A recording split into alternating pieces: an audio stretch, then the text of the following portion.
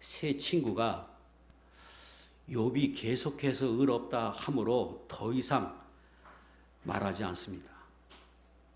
그러자 그 옆에 보고 있던 엘리후라고 하는 또 다른 사람이 등장해서 욥에게 충고하고 또 욥이 그에 대해서 변론을 시작하는데, 이 변론은 32장부터 37장에 걸쳐서 진행이 됩니다.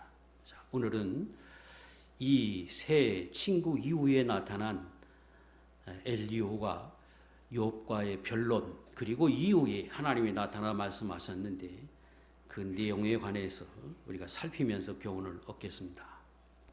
자, 먼저 엘리후가 지금 욥과 세 친구에게 화를 내면서 이야기했습니다. 자, 그때 엘리후가 한 말은, 내가 나이가 당신들보다 어리기 때문에 보고만 있었는데 이제 당신들이 다 이야기를 한 것 같으니까 나도 이야기하겠노라.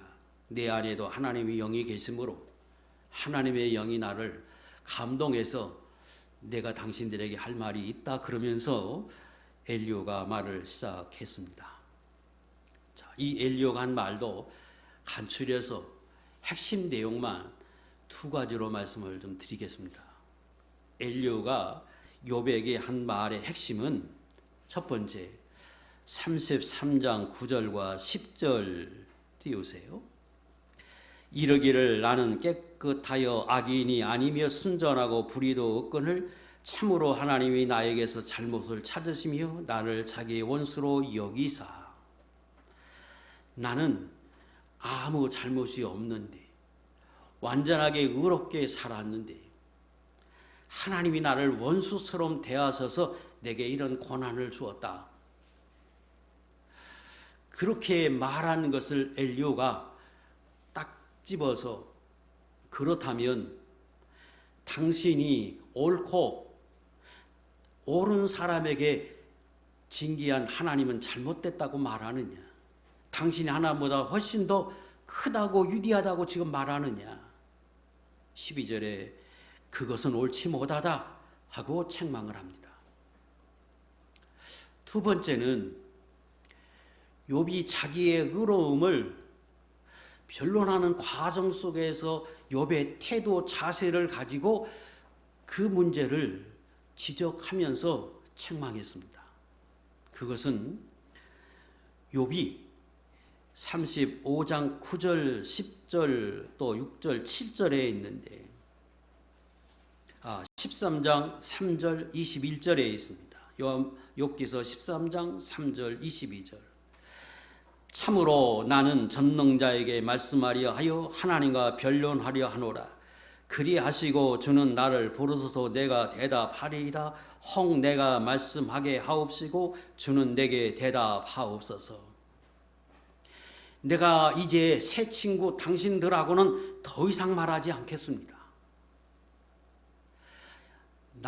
내가 정말로 원하는 것은 하나님이 내게 말할 기회를 주고, 그리고 내가 하나님 앞에 질문하도록 만들어주면 내가 하나님 앞에 대답하겠습니다. 하나님과 변론하고 싶습니다. 욥이 그렇게 말했습니다. 지금 새 친구는 이 부분에 대해서 잘못됐다고 말합니다.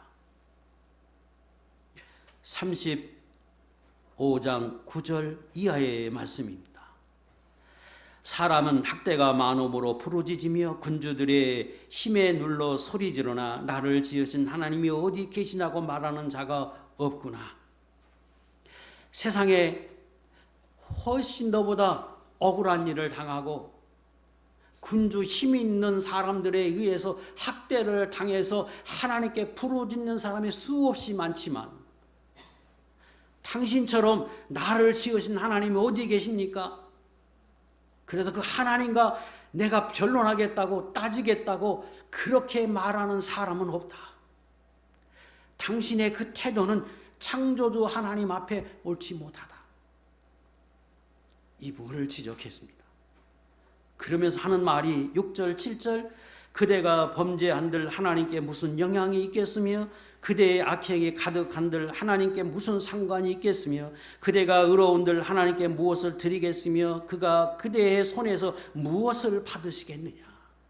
정리하면 창조주 하나님 앞에 세상에 그 어떤 악인이 있다고 쳐도 그 악인이 악을 행한들 그 하나님께 무슨 영향이 있겠느냐. 그 크고 넓으신 그 하나님 앞에 그분이 하는 일에 무슨 영향을 미치겠느냐.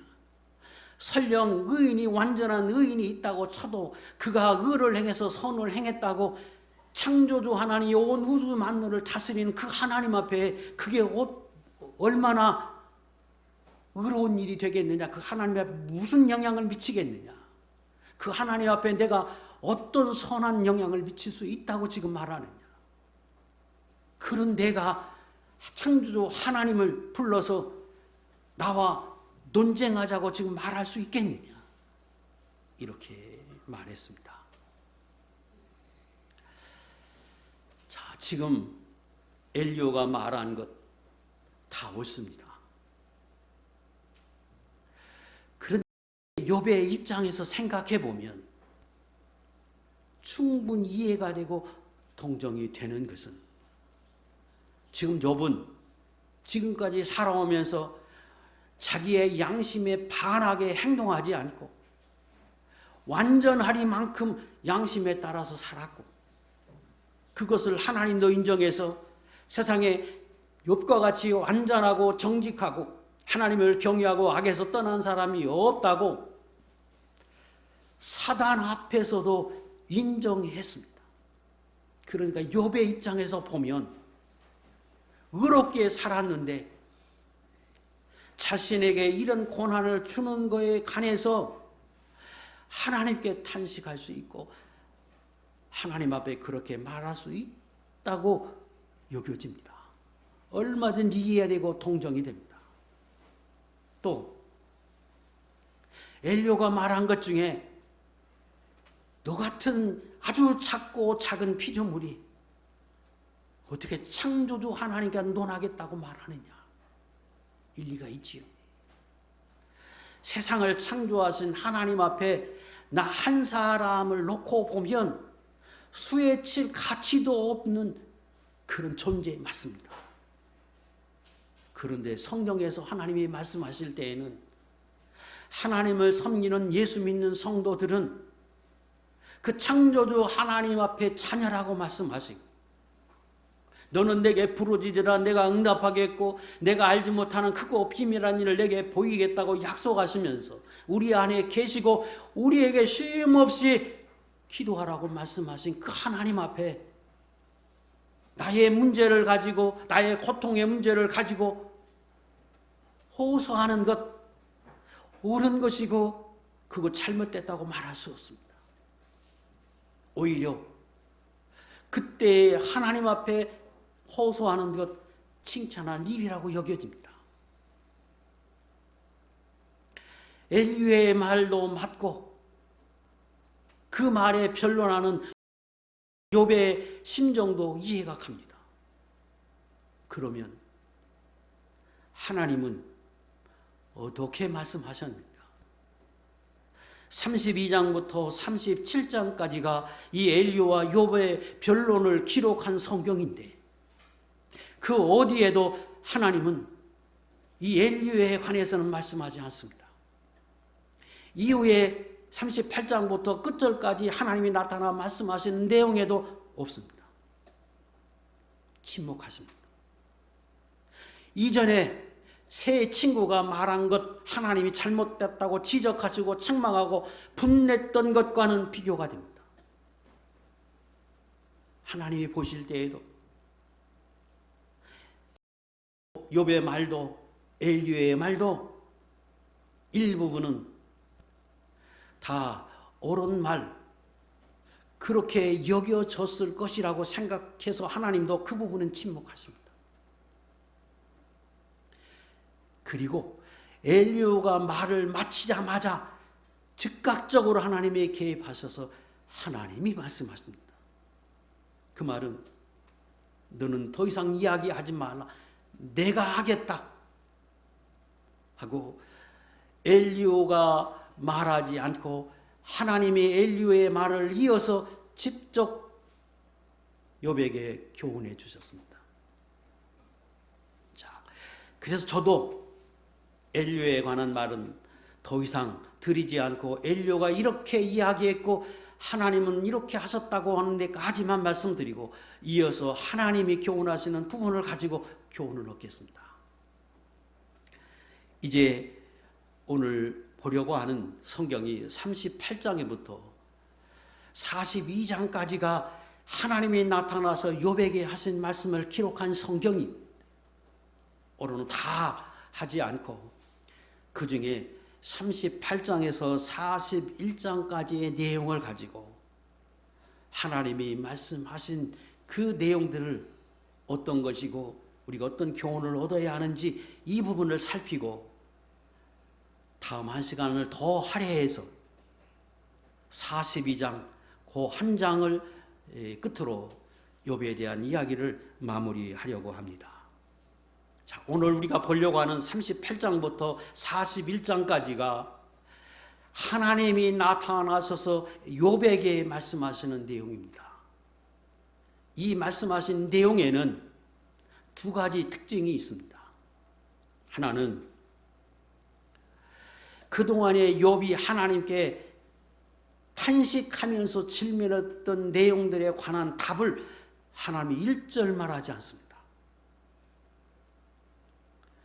오로지 하나님이 질문하십니다. 그때 질문할 때에 뭐라고 말씀하시느냐? 38장 우리가 오늘 보려고 하는 38장 1절부터 5절 내용으로 좀 가보겠습니다. 38장으로 넘어가 보세요.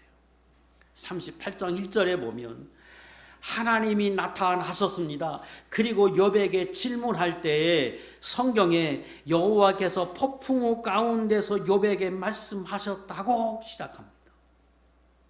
이 말은 하나님이 폭풍우 가운데 나타났다는 말씀이 아니라 마치 폭풍우 가운데 휘몰아치듯 하나님의 질문이 쉼없이 욥에게 가해졌다.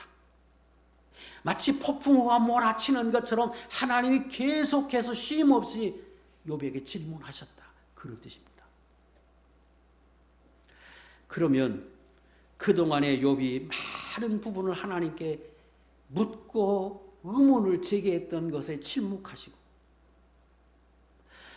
나타나셔서 처음부터 41장까지 쉼없이 하나님이 질문하시며 너 답해보라고 말씀하신 그 의미, 그 의도가 뭔가?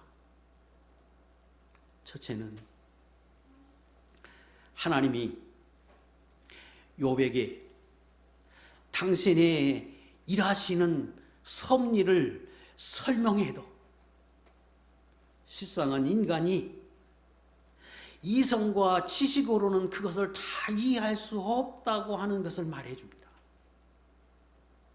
쉽게 설명하면 여러분이 어린아이를 낳아서 기를 때 아주 그 호기심이 많은 나이가 되면 하고 묻습니다. 이게 뭐야? 왜 그래? 그 아이에게 여러분이 할 수 있는 건 간단합니다. 아무리 설명해도 그 아이를 이해시킬 수 없고 이해할 수 없습니다. 그런 의미입니다. 두 번째는 하나님은 창조주이십니다. 그리고 그분은 온 우주 만물을 다스리고 인도하시는 절대 주권을 갖고 계신 분입니다.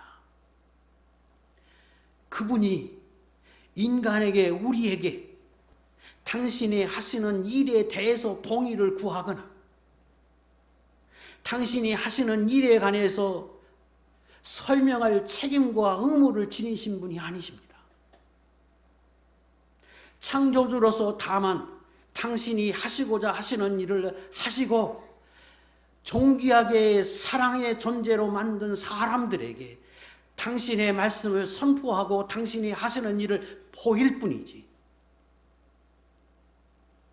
비조된 저와 여러분들의 동의를 구해서 설명하고 설득시켜야 할 분이 아니십니다. 그런 의미입니다. 지금 38장부터 41장까지 내용이 상당히 긴데 폭풍우 가운데 하나님이 말씀하신 그 내용들이 무엇이냐? 그것도 간략하게 함축해서 제가 설명하겠습니다. 38장 1절, 2절 하나님 말씀하십니다. 무지한 말로 생각을 어둡게 하는 자가 누구냐? 너는 대장부처럼 허리를 묶고 내가 내게 묻는 것을 대답할지니라. 이렇게 말씀하십니다. 풀어 말씀하면 내가 정말로 의롭다고 말하느냐? 내가 지혜 있다고 말하느냐? 그래서 창조자인 내가 하는 일에 관해서 이해하지 못하고 불평하는 그런 사람이 누구냐? 정말로 내가 그렇게 지혜로우면, 내가 정말로 의롭다고 하면 내가 하는 섭리, 내가 하는 질문에 대해서 너 한번 답해봐라. 그런 의도입니다.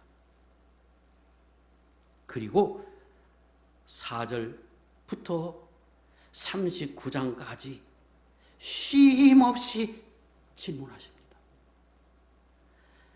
거기도 간략하게 살피면 세 가지로 나누어서 질문하셨습니다. 38장 4절부터 18절은 하나님이 천지 창조를 하시고 우주를 그분이 통치하고 신비하고 오묘하게 섭리하시는 그 부분을 집중적으로 질문하십니다.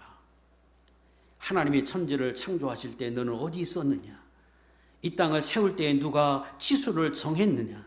누가 측량줄을 띄웠고 주춧돌을 누가 어디에 놓았는지 너 아느냐? 태초에 바다의 물을 가둔 자가 누구냐? 내가 바다의 샘에 들어갔었느냐? 깊은 물속을 걸어 다녀 보았느냐? 땅의 넓이를 내가 측량할 수 있느냐? 내가 그 모든 것을 다 알거든. 어디 한번 말해보라. 38장 19절부터 38절 내용은 천체와 기상을 주관하신 하나님의 크신 능력을 강조하면서 말씀하십니다. 누가 광명과 흑암과 홍수와 우레와 번개와 얼음과 공중의 서리를 만들어 놓았느냐? 그거 어떻게 운영되는지 너 아느냐? 38장 39절부터 끝절까지 39장 30절까지 내용은 각 동물의 생태와 이를 돌보시는 하나님의 오묘한 섭리를 말씀하십니다. 38장 41절 까마귀 새끼 하나가 하나님을 향하여 부르짖으며 먹을 것이 없어 오락가락할 때 그것을 위하여 먹을 것을 예비한 자가 누구냐? 산염소가 새끼 치는 때를 내가 아느냐? 타조가 알을 낳고 버려두고 새끼를 모질게 다루는 이유를 너는 아느냐? 이것은 나 하나님이 타조에게 지혜를 주지 않았기 때문인 것 너 아느냐? 어디 한번 말해보라. 쉼 없이 하나님이 질문하십니다. 40장으로 가겠습니다. 40장도 펴고 눈으로 좀 따라오세요. 40장 1절 하나님이 다시금 욥에게 나타나 말씀하십니다. 전능한 하나님과 다투는 욥아, 내가 나를 꾸짖을 셈이냐? 내게 한번 말해보라.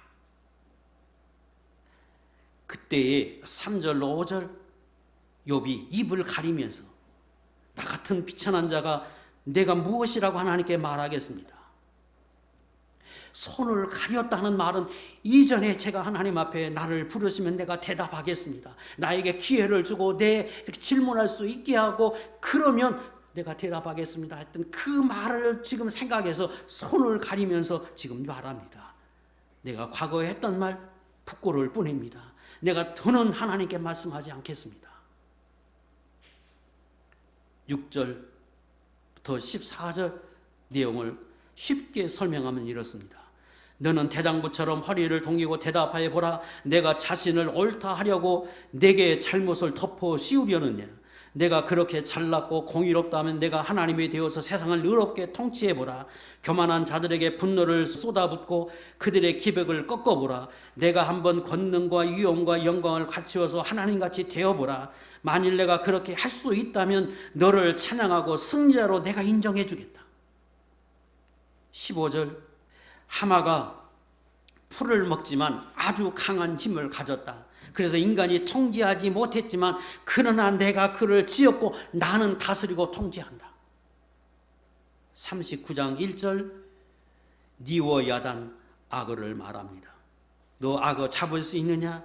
그것을 길들이고 내가 기를 수 있느냐? 인간은 할 수 없다.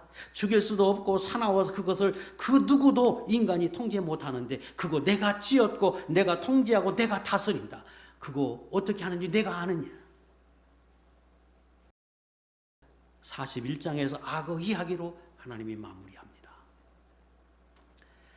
자, 이제 저를 보십시오. 하나님이 지금 38장에서 욥에게 나타나서 쉼없이 폭풍우처럼 계속해서 욥에게 질문하시는 의도가 무엇입니까? 무엇을 말씀하려고 이러십니까? 지금 이전에 욥의 세 친구가 욥에게 책망하고 그리고 변론한 내용이 뭐냐 그러면 그들은 하나님을 잘 섬기고 지혜 있다고 여기고 성경적으로 하나님의 말씀을 들어서 그들에게 책망한 내용의 핵심은 공의로우신 하나님 앞에 죄 없이 어떻게 그렇게 고난을 당할 수 있느냐? 너의 죄고 너의 죄가 아니면 내 자녀의 죄고 그것도 아니면 내가 죄를 지었는데 하나님이 있게 해서 모를 뿐이지 죄로 인한 결과다. 쉼없이 반복해서 욥을 정죄했습니다. 인간이 아주 좁은 시각으로 그 시각으로 지금 어떤 사물을 바라보고 어떤 사건을 분석해서 그들이 정죄했던 그들을 아시고 하나님이 지금 말씀하십니다. 그리고 그에 관해서 욥이 억울하다고 자기 의로움을 변론을 계속했는데 그 욥의 변론도 넓게 보면 그 사고의 틀을 벗어나지 못했습니다. 내가 죄가 없어도 당하는 고난인데 왜 죄 있어도 당했다고 계속 말하느냐? 옳지 못하다. 그리고 자기는 너무나 억울해서 고통을 겪으면서 변론했는데 그 변론하는 내용의 욥의 시각도 똑같은 시각 틀 안에서 말했습니다. 욥은 나는 어렵다. 그런데 고난을 당한 것은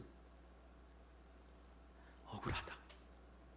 창조주 하나님이 섭리하고 다스려서 그분이 주관하지 않으면 아무 일도 안 일어나는데 그분이 이 모든 것을 허락한 것은 하나님의 잘못이다. 요지는 그거잖아요. 선하게 살면 반드시 복을 받고 은혜를 입는데 지금 내 환경은 내 삶은 그렇지 않으므로 하나님이 잘못됐다고 하는 요지예요. 똑같은 사고의 틀 안에 갇혀서 지금 욥도 생각하고 말했습니다. 그들에게 하나님은 당신이 얼마나 크고 위대하시고 당신이 세상을 다스리고 주관하시는 그 하나님의 주권이 얼마나 넓고 크고 오묘한지를 말씀하고 있습니다. 인간의 사고와 틀을 벗어나서 헤아릴 수 없는 깊은 섭리 가운데 이루어지시는 그 하나님의 하시는 일을 그들에게 설명하고 그들에게 깨닫게 하기 위해서 지금 반복해서 하나님이 말씀하셨습니다. 오늘 우리에게도 똑같은 음성으로 들려지고 하나님이 지금 말씀하시는 내용이 무엇인지 우리도 새겨할 필요가 있습니다. 하나님 우주 만물을 창조하시고 다스리고 섭리하시는데 인간이 측량할 수 없는 오묘한 섭리 가운데 다스리시는 분이십니다. 그럼에도 세상을 바라보면 정의롭지 못하고 혼란하고 무질서하고 무가치하고 무의미한 일들이 세상에 가득한 것처럼 보입니다. 하나님 말씀하시는 것은 그렇게 보일지라도 그 모든 하나님의 섭리 가운데는 하나님의 뜻하신 바가 있고 그리고 목적이 의미가 있다고 하는 걸 말씀하시고 계십니다. 다만 인간이 그것을 깨닫지 못하고 이해하지 못할 뿐이지 하나님은 그 모든 섭리 가운데서 하나님의 뜻을 오늘도 이루어가고 계시다고 하는 것을 말씀하십니다. 인간의 모든 역사를 주관하시는 분은 하나님이십니다. 그래서 하나님이 허락하지 않으면 그 세상에 그 어떤 것도 아무것도 일어나지 않습니다. 그런데 그렇게 섭리하고 주관하시는 하나님이신데 그 일을 이루실 때에는 이 세상에 있는 모든 인간을 하나님이 존귀한 존재로 만들어서 당신의 형상대로 만들어 지혜와 지식을 주어서 그들이 생각하게 하고 그리고 철저히 자유의지를 주어서 그걸 보장해 줍니다. 침해하지 않습니다. 그래도 당신의 인간을 향한 무한하신 사랑을 끝까지 실현해 가고 계십니다. 그래서 인간이 주신 하나님의 은혜를 남용해서 자유의지를 주었더니 그 자유의지를 통해서 타락해서 온갖 악을 행하고 불의를 행하고 악행을 행하고 그래서 인간의 눈으로 보면 악인이 형통하고 의인이 고난을 받고 일이 잘 안 되는 그런 무질서한 사이인 것처럼 보이지만 하나님은 반드시 공의가 실현되도록 하고 계시다는 것. 하나님은 오늘도 인간이 타락해서 남용하고 훼손하고 오염하고 파괴했던 이 자연과 사회 시스템마저 하나님은 인간의 그 악행을 허용함에도 불구하고 정화해 가시고 회복해 가시고 보존해 가시면서 당신의 뜻을 이루고 계십니다. 그것을 욥에게 오늘을 사는 저와 여러분들에게 하나님이 말씀하고 계십니다. 그러므로 예수 믿는 사람, 하나님을 섬기는 사람, 창조주 하나님이 계심을 그분이 오늘도 오묘하게 섭리하고 다스리심을 아는 성도는 어떻게 살라고 하시는 거냐? 어떻게 살아야 하느냐? 저는 네 가지로 오늘은 정리하겠습니다. 첫 번째, 인간의 연약함, 인간의 한계성이 있음을 알라는 겁니다. 인간이 대단한 존재인 것 같으나 하나님 앞에는 얼마나 무지하고 무능하고 얼마나 보잘것없는 존재인지를 내가 알라는 거예요. 그래서 하나님은 욥에게 그의 질문은 하나도 대답하지 않고 쉼없이 당신이 하시는 그 크고 놀라운 섭리들에 관해서 폭풍같이 질문을 퍼붓습니다.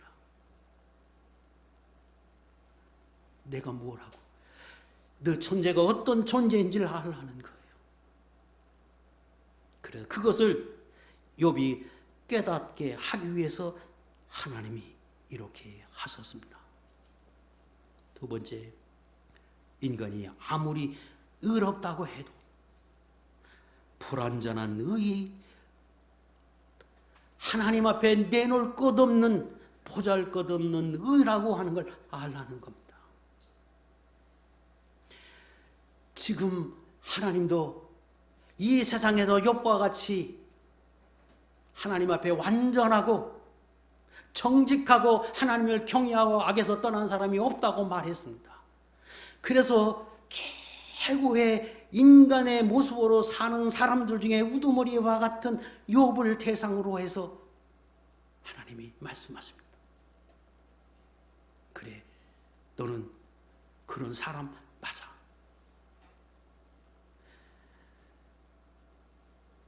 그런데 그 사람에게 하나님이 하고 싶어 하시는 말씀이 계십니다. 욥은 실제로 자기가 의인으로 알았습니다. 그 의가 완전한 의로 그는 알았습니다. 그래서 감히 하나님 앞에 그가 이렇게 말합니다. 욥기서 31장 6절 읽겠습니다. 시작.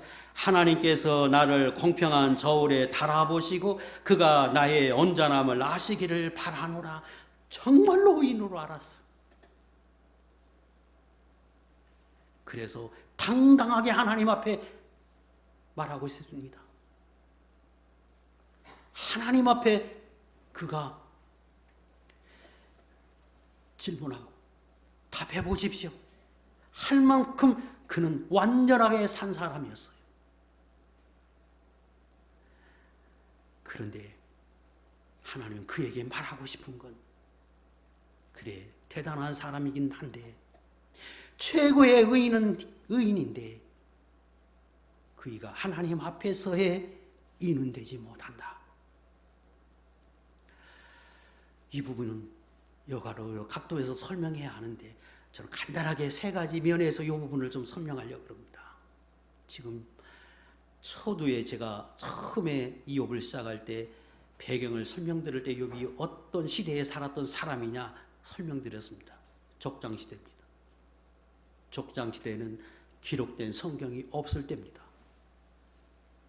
그때 그 시절에 그 사람들이 하나님 앞에 의롭게 살았다고 말하는 것은, 하나님이 그가 완전하다고 말하는 것은 그가 가진 양심의 기반을 두고 그 양심에 반하지 않고 사회의 규례에 범하지 않고 살았다는 의미, 하나도 범하지 않고 양심의 가책이 없게 그는 실제로 그렇게 살았다, 그런 의미예요.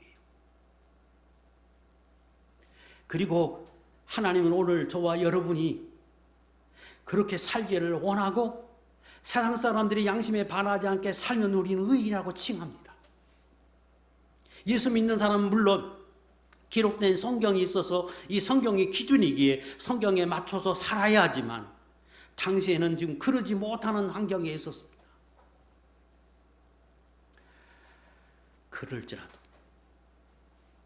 인간의 양심에 반하지 않고 하나도 범하지 않고 살았다고 해서 의인이냐? 그러지 않다는 것. 이유는 아담이 범죄한 이후로 인간의 양심은 틀어졌고 훼손되고 오염되고 약해졌습니다. 그래서 태어날 때부터 불완전한 양심이 된 상태에서 태어나요. 시편 51편 시편 기자가 고백합니다. 다윗이 고백합니다. 믿음의 사람들이 한결같이 고백하고 로마서 7장에서 고백하는 거죠. 인간이 원래 부패하다, 이렇게 이야기합니다. 시작. 내가 죄악 중에서 출생하였으며 어머니가 죄 중에서 나를 잉태하였나이다. 알고 보니까 양심에 반하지 않게 살았는데 그 양심 자체가 온전하지 않아요. 이런저런 모습으로 그가 깨닫고 비로소 고백해요. 태어날 때부터 나는 죄인으로 태어났다. 그걸 우리는 원죄라고 말합니다. 왜? 아담이 타락한 이후로 인간이 그렇게 변해버렸어. 그럼 이렇게 말하겠죠. 어쩌자는 말입니까? 그럼 하나님이 인간이 모든 인간을 정죄하지 말아야지요. 태어날 때부터 죄인인데 온전하게 살 수 없는 인간으로 태어났는데 어쩌란 말입니까? 맞아요. 불공평하고 불의할 수 있어요. 그래서 성경은 더 좋은 길을 내셨습니다. 그것이 우리가 아는 예수 그리스도입니다. 고린도전서 15장 21절 읽겠습니다. 시작. 아담 안에서 모든 사람이 죽은 것 같이 그리스도 안에서 모든 사람의 삶을 얻으리라. 이 말씀이 로마서 5장 17절 18절에도 있습니다. 여러분 잘 알아요. 아담 이후로 타락해서 우리 양심이 온전하지 못하게 됐어요. 죄의 성품을 가지고 죄성을 가지고 태어나요. 그런데 아담에게 하나님이 주신 은혜는 계속해서 하나님의 말씀을 지키면 영원히 살 수 있는 사람으로 만드셨어요. 그리고 하나님이 그들에게 계명을 주어서 선악과 먹지 말라고 했습니다. 그래서 그 말씀을 끝까지 지키면 그는 그렇게 사는 거예요. 범하면 죽는 거지요. 범했어요. 그래서 그 이후로 우리가 죽었어요. 영이 죽었고 타락한 사람이 되었어요. 억울한 것 같은데 하나님은 아담 한 사람 때문에 모든 사람이 죽은 것처럼 예수 그리스도 한 사람으로 인하여 내가 사는 길을 냈다. 그러므로 누구든지 그 사실을 믿고 예수 그리스도를 믿으면 영원히 산다. 그런데 아담 이후로 아담이 범죄해서 그렇게 내가 죽은 사람이 된 거 억울합니다. 그렇게 말한다고 하고 사람들이 이야기합니다. 그 상태로 그냥 두면 우리가 사는 날 동안 아담이 범죄하지 않고 끝까지 살 수 있도록 기회를 준 것이고 우리는 영원히 살기 위해서는 하나님의 말씀을 범하지 않고 계속해서 우리도 죽을 때까지 살면 사는 거예요. 그러나 아담이 그 하나님의 말씀을 어김으로 죽은 것처럼 우리가 사는 중간에 그 어떤 계명도 어기면 죽지요. 그러나 죽을 수 있는 가능성이 있는 그 상태의 사람이 누구냐? 아담이었어요. 그런데 아담의 범죄로 인해서 하나님이 예수 그리스도를 통하고 예수 그리스도를 통해서 얻는 구원의 의는 죄를 지어도 그분을 믿으면 사는 훨씬 더 좋은 일. 그래서 저와 여러분이 수없이 말씀을 어김에도 불구하고 예수 그리스도를 믿음으로 사는 길을 내셨습니다. 그것이 처음 아담과 나중 아담 예수 그리스도와 다른 점이고 훨씬 복된 길이었어. 자, 지금 그 부분이 오해될 것 같아서 이해되지 않을 것 같아서 제가 조금 다른 각도에서 조금 벗어나서 설명드렸습니다. 다시 돌아가겠습니다. 아담이 양심에 따라서 살았습니다. 그러나 그거 하나님의 완전한 너가 될 수 없다. 이유는 양심 자체가 틀어져 있기 때문이다. 여기까지 했습니다. 자, 그런데 제가 여러분의 마음속에서 이렇게 이야기하면 풀리지 않고 하나님에 대한 의문이 쌓이기에 저도 그걸 설명하기 위해서 지금 예수 그리스도를 설명하고 아담과 이후에 예수 그리스도를 통해서 구원 얻는 그 길이 어떤 게 더 좋은 것이 설명드렸던 것처럼 하나님도 이렇게만 설명하면 이해하지 못하겠죠. 욥이. 그래서 욥에게 설득하기 위해서 욥에게 이해되기 위해서 하나님의 방법으로 욥에게 이야기합니다. 그게 뭐냐면 본문 40장 11절부터 14절 눈으로 보고 따라오세요. 쉽게 제가 풀어보겠습니다. 11절 너의 넘치는 노를 비우고 교만한 자를 발견하여 모두 낮추되 모든 교만한 자를 발견하여 낮아지게 하며 악인을 그들의 처소에서 짓밟을지니라. 그들을 함께 진토에 묻고 그들의 얼굴을 싸서 은밀한 곳에 둘지니라. 그러므로 내 오른손이 너를 구원할 수 있다고 내가 인정하리라. 무슨 말인가 하면 너가 정말로 그렇게 지혜롭다고 말하느냐, 내가 정말로 의인이라고 말하느냐, 흠이 없다고 말하느냐. 그래 좋다. 그러면 또 내가 말하는 걸 할 수 있다면 내가 인정해 주겠다. 너를 진짜 의인으로, 너를 완전한 사람으로 인정해 주겠다. 그것은 이 세상에 악인이 형통하고 수많은 악인들이 있는데 내가 그들을 바라보면서 내 노를 비우고, 쉽게 말하면 그럴지라도 그들에게 인자한 모습으로 그들이 어떤 잘못을 해서 의인이 악인인지 하나도 남김없이 그거 다 발견해서 정죄할 수 있느냐. 그래서 이 사람은 의인이고 이 사람은 악인이라고 너 구별할 수 있느냐? 그럴 수만 있다면 내가 너 인정해 주겠다. 그래서 진짜 세상에 있는 사람, 완전한 의인, 완전한 악인을 내가 골라서 완전한 악인에게는, 내가 말하는 악인에게는 그만한 상응한 벌을 내리고 의인에게는 그 상응한 대가를 내가 치를 수 있는 사람이라면 내가 너의 의를 인정해 주겠다. 의인으로 인정해 주겠다. 그 말이에요. 다시 말하면 욥이 지금 자기가 완전한 의라고 말해. 그래서 하나님이 그에게 그가 알도록 말하는 거예요. 내가 그렇게 똑똑하고 내가 그렇게 다 깨달아서 다 할 수 있느냐? 그러면 의인과 악인을 골라내봐라. 그 말은 내가 살아가면서 진짜 의가 뭐고 진짜 악이 뭔지 욥이 구별하지 못해서 살았다고 하는 것을 깨닫게 하기 위함이에요. 그래서 내 의가, 내가 의인이라고 하지만 난 완전한 의인이 되지 못한다고 하는 걸 욥 스스로 깨닫도록 하나님이 하는 방법을 40장 11절부터 14절의 말씀을 통해서 지금 설득하려고 합니다. 이해시키려 했습니다. 무슨 말입니까? 세상에 있는 큰 모든 사람이라도 완전한 의인이 못되고 상대적인 의인일 뿐이다. 수많은 의인이 있어도 다른 사람에 비교해서 의인이지. 하나님 앞에 불평할 만큼 나는 죄 없는데 이럴 수 있습니까? 하고 말할 만한 의인은 세상에 존재하지 않다. 그런 의미입니다. 세 번째, 하나님이 말씀하고자 하는 것은 인간은 필요된 존재요 스스로 구원에 이를 수 없는 존재라는 거예요. 자, 이 부분 아주 쉽게 간략하게 설명하겠는데, 하나님이 세상에 창조하시고 인간을 창조해서 생육하고 번성하고 창성하고 그리고 정복하고 다스리라고 은혜를 주었습니다. 그렇다고 인간이 주인이냐? 아니죠. 청지기에 불과하고 주인은 하나님이십니다.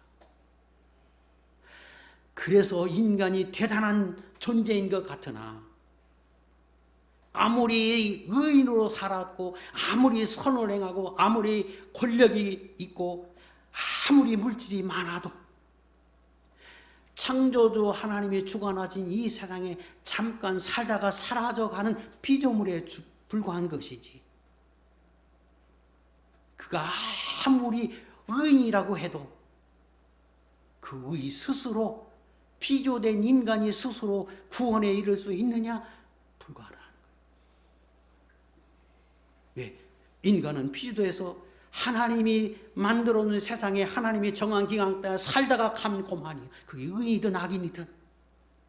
완전한 의인이라고 해도 그 스스로의 힘으로는 영원한 천국 내세 그건 하나님만이 갈 수 있고 하나님만이 허락해야 하고 하나님만이 거기에 이르게 할 수 있는 존재이지 인간 스스로는 불가능하다는 거예요.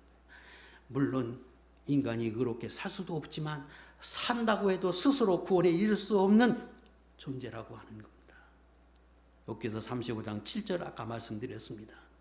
아무리 큰 의인이라도 아무리 큰 능력을 가졌더라도 그거 창조주 하나님 앞에 아무것도 아니. 하나님 앞에 아무것도 아닌 피조물에 좀 불과하다. 그 어떤 시대에 그 한 점에 불과한 존재지. 인간 스스로 내가 의롭게 살면 천국에 가지. 천만의 말씀. 피조물에 불과하다. 이거 14절에서 하나님이 못을 박습니다. 네 번째, 그러므로 우리는 어떻게 살아야, 어떻게 사는 것이 지혜인가? 오늘 말씀을 통해서 우리가 깨닫는 것은 첫째, 인간은 피조된 존재로서 주인이신 창조자이신 하나님을 섬기며 살아야 할 존재입니다. 이것만이 진정한 가치 있는 삶이고 이것만이 진정한 피조물 된 인간으로서의 가치를 발휘하는 것이 하나님이 원하는 삶입니다. 두 번째, 하나님이 이 세상을 창조하고 다스리고 섭리하시는 그 오묘하심을 깨닫고 철저히 하나님의 주권과 섭리를 믿고 신뢰하라는 것. 그래서 내게 기쁨과 슬픔과 고난과 시련과 그 모든 사건도 하나님의 섭리 안에 있다. 그 섭리 안에는 하나님의 뜻이 있고 그 섭리하심이 선한 뜻과 의미가 있음을 믿으라는 겁니다. 왜? 하나님 자체가 선하신 분이고 인간을 사랑해서 창조하셨고 주관하고 오늘도 보존해 가시니까.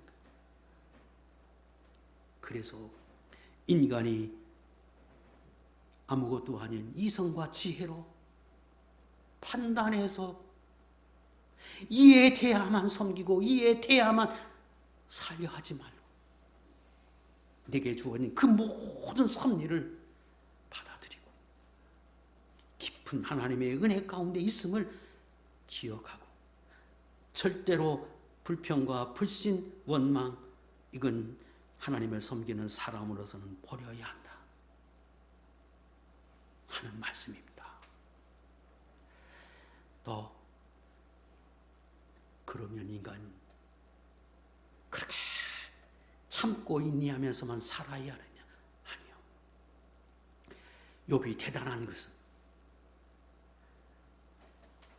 이 세상에 존재하는 최고의 의인의 삶을 살았던 그도 제일 억울한 그런 고난과 시련 앞에서도 그래서 견딜 수 없는 아픔 속에서 탄식하고 하나님을 때로 원망하고 하나님 앞에 따지기도 했지만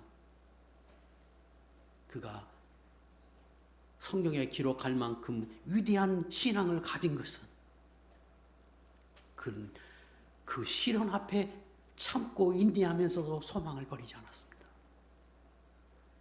이런 고난, 시련, 아픔 이 너머에 하나님의 깊은 섭리가 있다고 그는 믿었습니다. 그리고 이후로 하나님이 나를 그렇게 만들어 주리라고 하는 확신도 그는 얻었습니다. 그러나 당신에게 있던 그 고난이 너무 커서 때때로 그것을 사라지고 그것을 갖지 못한 사람처럼 비쳤을 뿐이지 사실은 욥은 그 까닭없는 고난 앞에서도 하나님께 대한 소망을 버리지 않은 사람입니다. 우리는 그래야 합니다. 욥기서 23장 9절 10절 다 읽겠습니다. 시작. 그가 왼쪽에서 일하시나 내가 만날 수 없고 그가 오른쪽으로 돌이키시나 배울 수 없구나. 그러나 내가 가는 길을 그가 아시나니 그가 나를 단련하신 후에는 내가 순금같이 되어 나오리라. 이 고난 앞에 까닭없는 고난 앞에 그가 쉼없이 하나님 앞에 울부짖고 그리고 억울함을 토로하면서도 그는 하나님의 존재를 부인하지 않습니다. 내 옆에 계시고 나를 보고 계시고 여기 일하고 계심을 안 것 같은데 내 문제에 관해서는 침묵하고 계시고 그리고 돌아보지 않는 것 같아서 그는 더 고통이 가중될 뿐이었어요. 그럼에도 그는 끝까지 소망을 버리지 않습니다. 하나님을 신뢰했습니다. 그리고 이 고난 너머에 하나님이 나를 단련하고 훈련해서 이후에 성공과 같은 믿음으로 나를 만든 뒤에 하나님이 보기를 주실 것이다. 하실 일을 하실 것이다. 그는 하나님을 신뢰하며 살았습니다. 오늘 말씀을 마치려고 합니다. 엘리야의 말도 맞고 욥의 변론도 맞습니다. 욥이 대단한 의인이고 그리고 성경에 기록한 만큼 그래서 이후에 그가 배의 축복을 받을 만큼 위대한 사람 맞습니다. 그러나 하나님은 그 욥과 같은 의인도 고난 앞에 쓰러질 수밖에 없는 인간의 연약함을 지닌 사람인 것을 말하고 그 완벽해 보이는 욥의 고난을 통해서, 실족함을 통해서 하나님은 참 많은 부분에서 우리에게 교훈해 주시고 가르쳐 주십니다. 저와 여러분 안에 하나님이 계신 하나님은 세상을 창조하시고 오늘도 오묘하게 섭리하시는 분이고, 나를 사랑하시고 온 인류로 사랑해서 모든 하나님의 뜻을 이루고 계신, 살아계신 하나님이십니다. 그분이 하시는 모든 일은 선하고 아름답고 우리가 측량하고 이해할 수 없지만 하나님은 그 안에 당신의 뜻을 숨기시고 일하고 계시고, 그것을 우리는 확신하고 내게 주어지는 삶을 잘 받아들이고 그 안에서 어떻게 믿음으로 사니, 그 안에서 내가 그거를 수용하면서 하나님 앞에 합한 모습으로 살아드리느냐, 그건 저와 여러분의 모습이고 그 모습이 우리의 믿음이고, 그것은 반드시 결과를 가져다 준다고 하는 사실을 깨닫고 소망을 버리지 않고 언제나 끝까지 믿음으로 사는 거룩한 종들 될 수 있기를 주의 이름으로 축복합니다. 기도하겠습니다.